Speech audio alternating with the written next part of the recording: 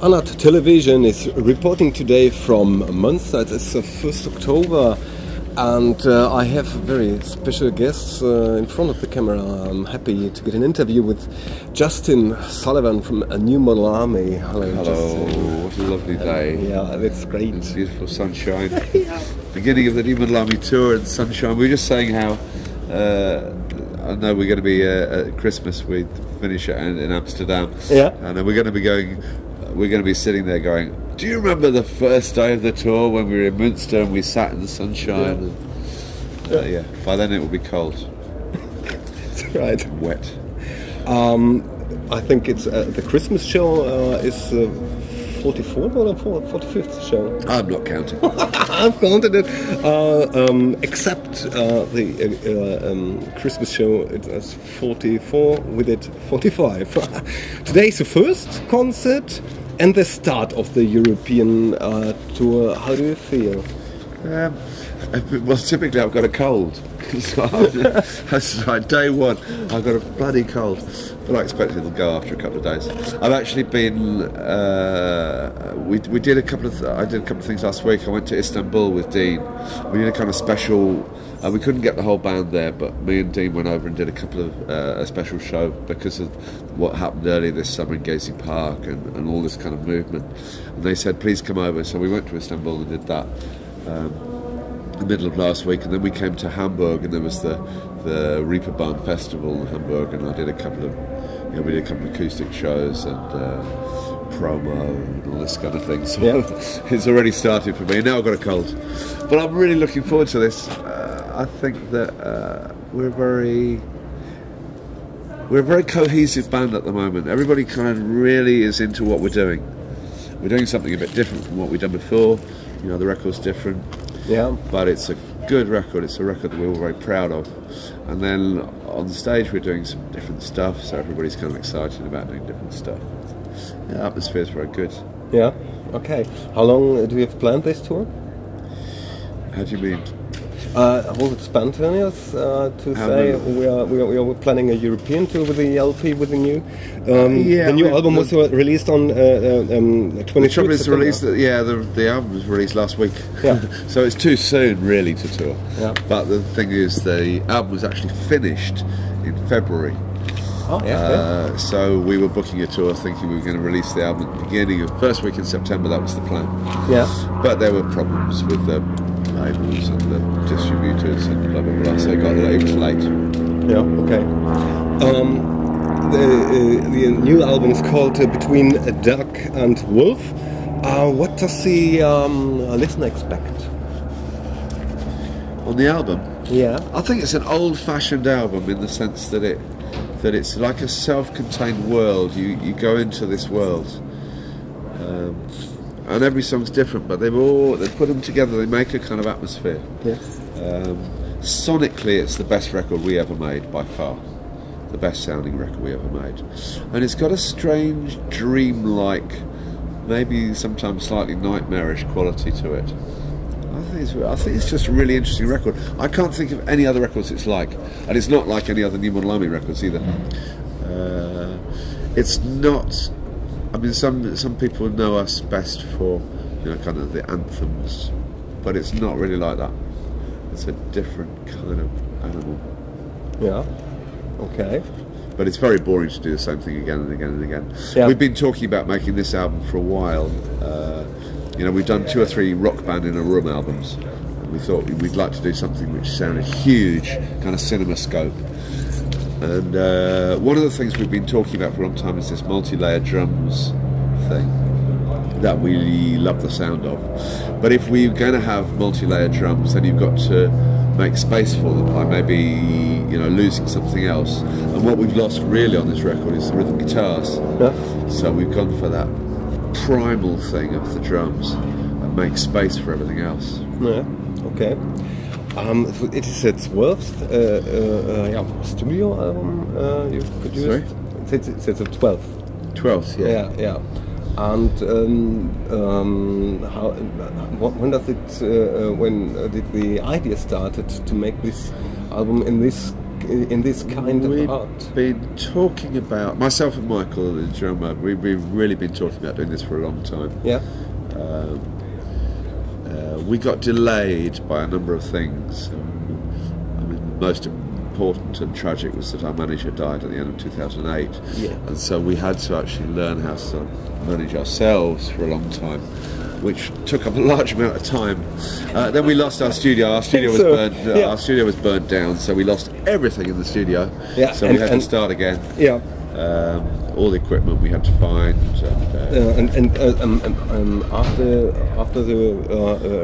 After your studio burned, there was stolen so many equipment. More stuff was stolen. Do you believe in Murphy's law? No, it's all good. It's apart from Tommy, I think that the studio burning down is great. There was 20 years of live tapes. Yeah. It means we never have to listen to them. Great. It's all gone. Bury the past. It's good. Yeah. And then the other thing was Nelson left after 22 years, our bass player. We didn't know he was going to leave. That was kind of a secret within the band that he was going to leave. And all very friendly. It was just sort of family reasons, really. Mm-hmm. But we did have to then find a new bass player, which obviously took a little while. And we picked Kerry. One of the reasons we picked Kerry was that he was a second drummer. He loves playing drums. Also, he wasn't even born when New Millennium started, so he brought that kind of youthful energy to us, which was really good, actually. Yeah. Okay. Jules has created all new Model Army covers and shirts, and the artwork of the new album reminds me of kind of a prehistoric wall cave art. Yeah. I mean, she's been interested in that from day one, and I think the Lost Songs cover was something cave artish, but she's really done it this time. Rather like we've really done it this time in the music, and she's really done it this time with the art. I think the thing about Jules's artwork, she's always liked. She believes very strongly in sort of primitivism and symbols. Yeah. That runs through all New Model Army artwork. And I think that's very much in cave art. I mean, she's always had an interest in it. And then we also worked with Brian Munson, who did the kind of graphics. And he's been a long-time New Millennium fan, and he really likes Jules's work, so they work very well together. Okay. When she get these ideas, does she talks about it, or is it Jules? She says she hears, because we live together in the same house. Yeah. She hears stuff from its very beginnings, and she hears me talking about things. She hears me playing rough ideas from the very beginning, and she gets a feeling for what we're making from the very beginning. Yeah. Okay. So, and then she responds with art. Although actually this time what happened was that the front cover was a tattoo that she'd been asked to do for somebody. But he liked the idea, but he didn't like the particular shape of the construction. And I saw the drawing and said, I really want that for an album cover. Can we have that for an album cover? And she went, I'll have to ask the client. And the client said yes, so we got it. Yeah. And then I think I said that we need, or it might have been her idea, I can't remember. Anyway, this idea of then more and more of these kind of cave drawings all the way through the booklet. Okay. Let's talk a little bit about the New Model Army magazine, which you've made in conjunction with the Vive la Rock magazine. How did your work start with its The idea magazine? was not our idea, it was the idea we have a manager again. Our manager's first idea was, let's do a magazine. Yeah. We thought, how do you fill a 106-page magazine? But actually it was very easy. Once again, Brian Munson in America did the graphics, beautiful. A lot of pictures from a German photographer called Solly Korn, that's very beautiful, all the live stuff from the last 2 years. And it was easier when we all just asked for articles from the band and the crew and friends of ours. And there's a section where we asked other artists that are influenced by New Model Army. So there's a painter who paints seascapes, who was talking about Malami, and then there's another painter. She paints flowers for a living. An interesting job. She paints pictures of flowers all day, and she listens to Malami. And then there was someone who's a novelist, a tattooist, and they were talking about how Malami had touched their work. There's an article by Campino from Untitled Chapter about Malami. There's lots of stuff. It's an interesting magazine, I think, actually, and it looks really beautiful. Yeah, of course. And, will it be continued? Maybe? No. it's a one-off, but it runs. Do you think it's limited? This one runs with this album, this tour. It will run with the film, etc. next year, so it's going to run for a year. Yeah. Okay. Justin. Justin, the first instrument you've ever played in your life? Yeah, it was a guitar. Okay. I haven't got very far. Okay. I haven't moved far. I still can't really play. I can't really play guitar very well. I touch bass sometimes. I play keyboards a bit, but I'm not a great. Yeah. And music. I love music, but it's the way I play an instrument. It's a tool to write with, but I've always been surrounded by great musicians. Mm-hmm. So it's a kind of that synthesis. I remember working with Danny Thompson, who's a legendary upright bass player on the solo album that I did. He's worked with everybody, and I got him to play on the solo record that I did, and he said, "The trouble with you musicians, you think you know everything. So you songwriters think they know everything, but they need musicians like us." And I said, "We do. We need musicians like you." And he said, "Unfortunately, musicians like us need songwriters like you." Okay. So it's that sort of thing, really. Yeah, it's great. I mean, I produced the album predominantly with Michael. Yeah. We decided we weren't going to use a producer because we really had a strong idea about what we wanted to do together. And Michael, like most drummers, is a great producer. I think it's something about the fact that drummers are, from the very beginning, they're balancing a number of different instruments. Your kick and your hi-hat and your cymbals and and they're playing lots of different sounding things at the same time. So from the very beginning of becoming a drummer, you're listening to the balance of sounds and how they work together. Robert was a great producer before Michael. Michael was a great producer. I really need, I couldn't have done this album without him.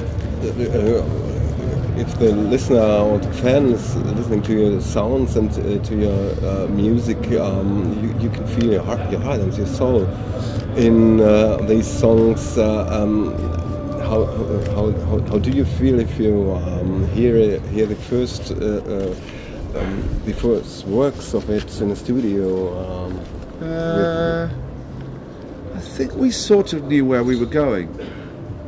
As I said, myself and Michael.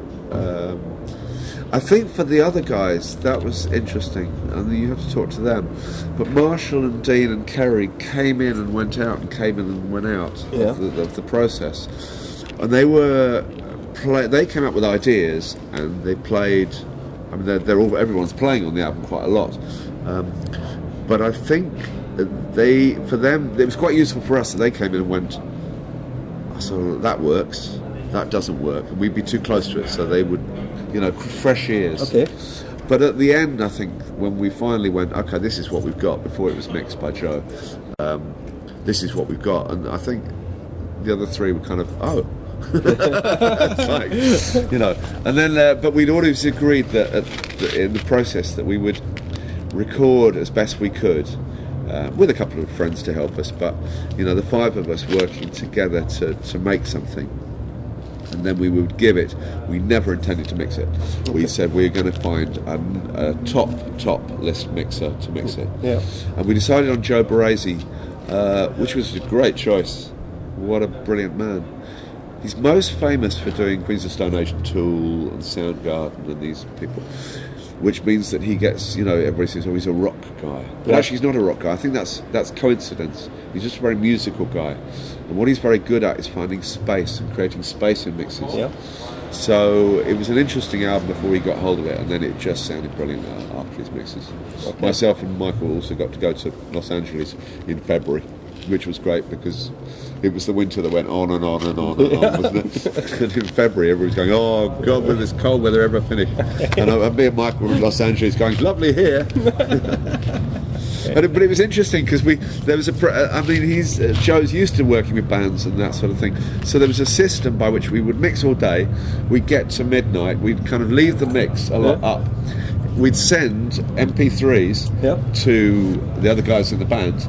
They would get up in the morning, hear the MP3s, make comments. Then we'd get up in Los Angeles later, read all the comments that Marshall and Kerry and Dean had made, and then finish off the mixes. And so it was kind of cooperative sort of thing. That's great. In this case, I want to ask you about you're talking about MP3s and the technique today. Technology. Technology. Is it the internet? Is it a blessing or curse for you? It's part of life, It's like saying, are cars a good thing or a bad thing? Well, it depends how you look at it. And in this case, that's really very useful. Blessing. That's a real blessing. I mean, something else on the album where we wrote on "I Need More Time." We decided the instrument we wanted to play the chorus was a harp. Kerry's brother is a professional harpist in Florence and the Machine, actually. So we wrote the parts, did them with the machine, sent them to Kerry's brother, and back comes the files. Not MP3, obviously waves. But back come the files. He never came to the studio or anything. The cello was played by my friend Tobias Unterberg from the Instructables group, who also does soundtracks in Berlin. And he sent the cello tracks back. Wonderful playing. He was never there in the studio. And so that's easy. Somebody said to me about there's a Swedish metal band called Soilwork, and they said we want you to sing on our album. I went, okay. So they sent me the file, sent me the lyrics, sent me I went down to the studio, recorded it, sent it back. So for this sort of thing, it's very useful and interesting. But MP3s in themselves, no. I mean, the interesting thing about this album sounding better than anything that sounded before is that the main reason is that we spent the first week recording drums on tape. Tape, old-fashioned tape that we haven't touched for 20 years. Most people never use anymore. It's too expensive. We got the chance to use it, and it sounds. There are all these simulations to make computers sound like tape, but they don't. So we started off with this big, warm, fat, old-fashioned sound, and that was really important. One personal question I ask every artist and musician or band: if there is something existing called God, and he's coming. Here it is. Yeah. Here it is. I call this God. This is God. If he would come to you and say, Justin, I've panned with mankind.